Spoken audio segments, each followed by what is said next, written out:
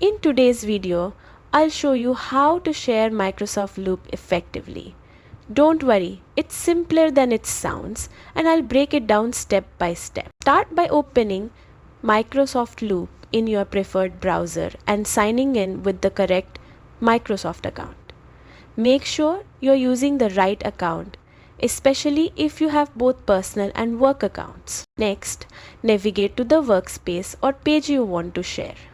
Finding the correct space is important to ensure you share the right content with the right people. Look for the share button in the top right corner. Click it and you'll see your sharing options. Here, decide whether to share the entire workspace or just the specific page.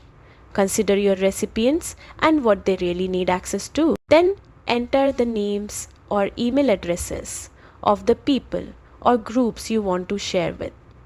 If your organization uses Microsoft 365 groups, you can include them too.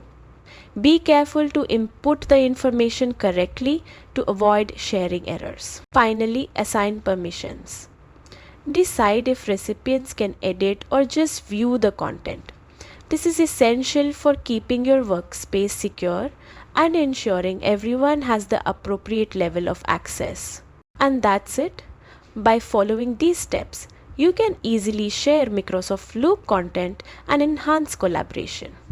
Remember, using the right permissions and understanding your audience makes sharing smooth and effective. Thanks for watching and stay tuned for more Microsoft Loop tips and tutorials.